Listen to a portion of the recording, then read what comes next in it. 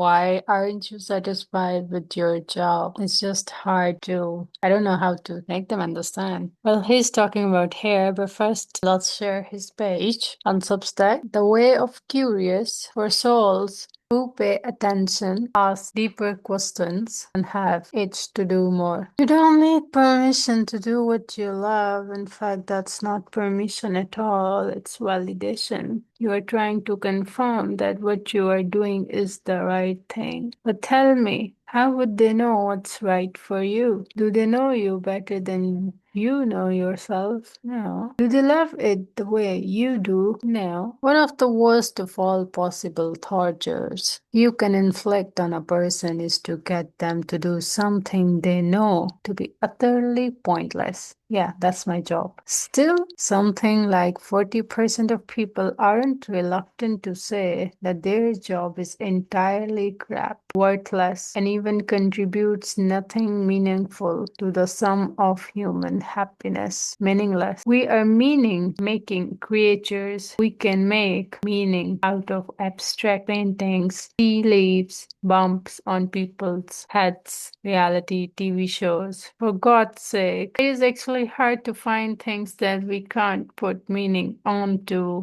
and make it sound like we are doing something a bit worthwhile in those, especially when our livelihoods depend on it. That's pretty bloody hopeless. Sensitive bodies are hard to exploit. They revolt against 40-hour work weeks. Weeks mean making you weak. Get sick from processed food, freeze stuff processed food in freezers or other processed food, feel violence in what others call entertainment, require genuine connection, not performance, honor seasons of rest, not constant productivity. Productivity seems to me is like rotting the brain. Your sensitivity isn't a disorder, it's your body's refusal to participate in collective disassociation. Signs you are on the right track. Work energizes you. Learning doesn't take effort. Discipline doesn't need to be forced. You think it decades, not days. You're excited to wake up. You relate to very few people, but the relationships you do form are irreplaceable. Life becomes much easier when you start connecting people who match your frequency, not your type. I like people on the internet who don't tell me what to do or sit there and make decisions for me on what's good or bad for me. I'm literally fed up with all this fear mongering in the name of manipulating the narratives, facts, emotions for their own benefit. You know those? If you don't do this, you wouldn't succeed at this or that. To be honest, my success is far more guaranteed if I stop listening to such crap and listen to what do I really care about, which seems to be lost in this noise everywhere. I'm done listening to anyone's advice. Instead, I now only choose to listen to those who show me the possibility, the direction, and leave it up to me to decide what's best for me without forcing their narratives onto my face. It's my fucking job, so let me think for myself. The art of fucking up and figuring out yourself. You feel lost, empty, discontent because you don't know yourself. You're borrowed. Yes, you have borrowed others' values, others' narratives,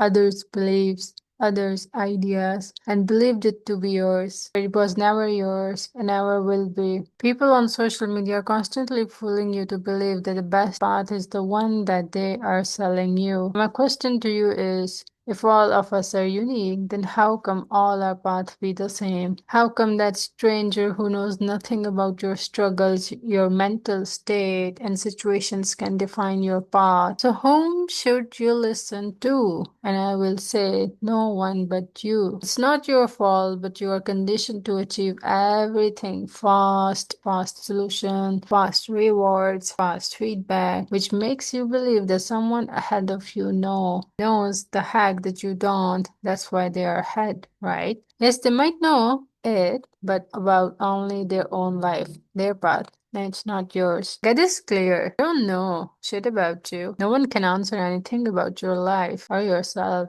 It's your responsibility. You are running away from it. You are manipulated and just blindly following without ever pausing to ask yourself, what do you really want? and it's a tough question. Requires effort, courage to sit it without rushing to find answers, but you're impatient as want something quick right now, so you can skip the real part and start finding answers outside of you. Well, good luck with that. Real answer lies in your fuck-ups, which you are avoiding. You have to keep doing everything where your curiosity takes you. Some things will work, some wouldn't, but at the end, it will lead you in the direction meant genuinely only for you. But for that, you have to keep trying and not scared of failing. Try, fail, learn, improve, keep going. Don't be afraid to be alone. Don't be afraid to sit in stillness. Don't be afraid to face your thoughts. Don't be afraid to follow your heart. Don't be afraid to try and fail. That's what it fucking takes to find out. It takes time, but at least it's better than following someone else's path and feeling more lost and stupid. You lack stillness.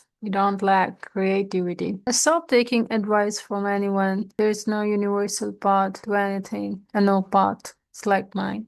Then he talks about, like social media is full of creator, influencer, businessman, courses, mentorships, and then he says, guess what? It still might not work for you. Then he shares his experience, like we are following others, but we miss many factors contribute to the success: effort, dedication, obsession, consistency. And there is a right proportion to it, but still it's not a guarantee that you will achieve the same level of success as whomever you are trying to copy or you are inspired from. Then he shared his experience, like he has tried everything online, okay, marketing, freelancing, web design, and so on, but he couldn't make it, even paid for the best mentorship every single time, spending on outrageous amount of gain assess. Every time he did it, he had only one thought: this is exactly what I want to do. This is exactly what I want to do. Now he writes, I was doing it because of the influence.